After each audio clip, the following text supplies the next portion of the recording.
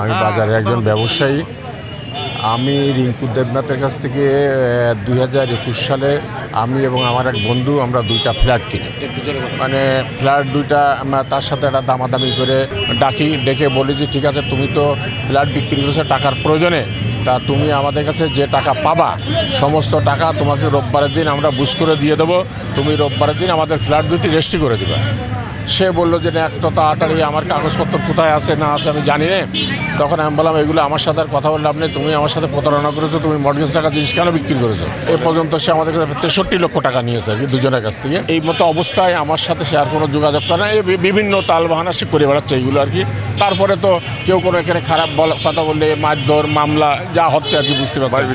এখন আমি দাবি হচ্ছে যে আমার ফ্ল্যাট দুইটি আমরা রেজিস্ট্রি করে পাই। তারা তাদের নাম প্রকাশ করেছেন এবং বলেছেন বারবার রিঙ্কু দেবনাথের কাছে বলা সত্ত্বেও তারা সেই টাকা দেয়নি।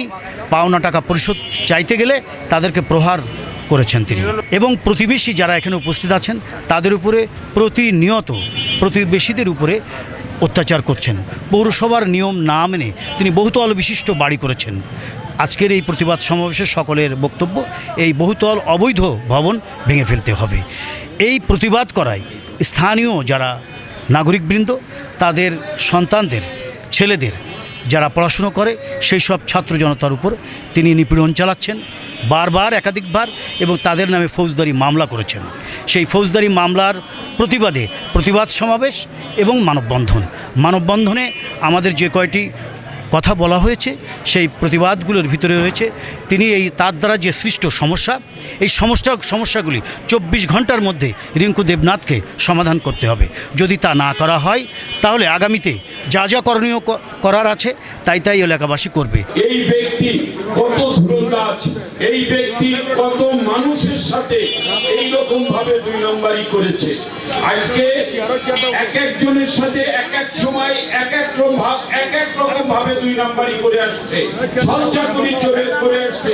কাউকে কেস দিয়ে, কাউকে মস্তান দিয়ে, কাউকে প্রশাসনের ভয় দিয়ে বিভিন্ন ভাবে প্রতিবেশীদের সাথে যে আচরণগুলো করে এসছে, যার পরিপ্রেক্ষিতে আজকে বাধ্য হয়েছে বেশপাড়াবাসী রাস্তায় নামতে, এই প্রতিবাদ সভা করতে। আমি যুগে যুগে দেখেছি, যুগে যুগে এই কংস অশুভ শক্তি বংশধররা এই পৃথিবীতে আবির্ভূত হয়েছেন।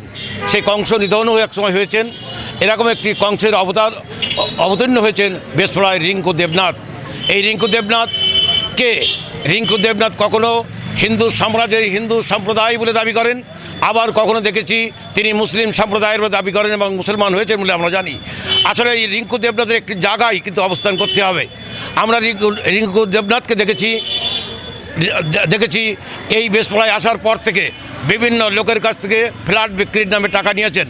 আমার কাছে অভিযোগ এসছে, আমার হিন্দু বৌদ্ধ খ্রিস্টান ঐক্য পরিষদের কাছে অভিযোগ এসছেন, আমাদের কাছে অভিযোগ দিয়েছেন বিশ্বনাথ বাবু, আমাদের কাছে অভিযোগ দিয়েছেন ফণীভূষণ পাল। তারা দুটি ফ্ল্যাট কিনেছেন, ফ্ল্যাটটা বুঝে দেওয়া হয়নি।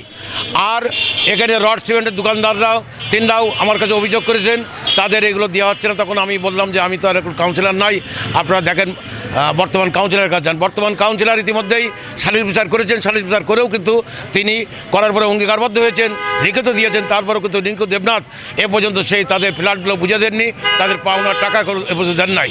বিভিন্ন সময় এলাকায় আমি দেখেছি এলাকায় মারধর করা, এই যশোর মহাপ্রসাদালয় এর মারধর করেছেন, সেটাও আমি জানি, আমার কাছে গিয়েছিল তারা। তা আমরা চাই এই রিঙ্কু দেবনাথের উচ্চ পর্যায়ের, এখানে এসপির কাছে গেছেন, ডিসির কাছে গেছেন, ওসির কাছে গেছেন, কিন্তু এ পর্যন্ত সুষ্ঠু সমাধান এ পর্যন্ত করতে পারে নাই কেউই। তা সে কারণে আমরা বলবো আমাদের যাতে উচ্চ পর্যায়ে যেতে না হয় এবং উচ্চ পর্যায়ের ক্ষমতা সম্পন্ন এবং উচ্চ পর্যায়ের প্রশাসনিক কর্মকর্তাদের দৃষ্টি আকর্ষণ করে বলতে চাই যে অনতিবিলম্বে এই অশুভ শক্তি কংসের নিধন খুব জরুরি এবং তাকে এই বেশপাড়াতেই যাতে না থাকতে পারে সেই দৃষ্টি আকর্ষণ করছে প্রশাসনিক কর্মকর্তাদের কাছে।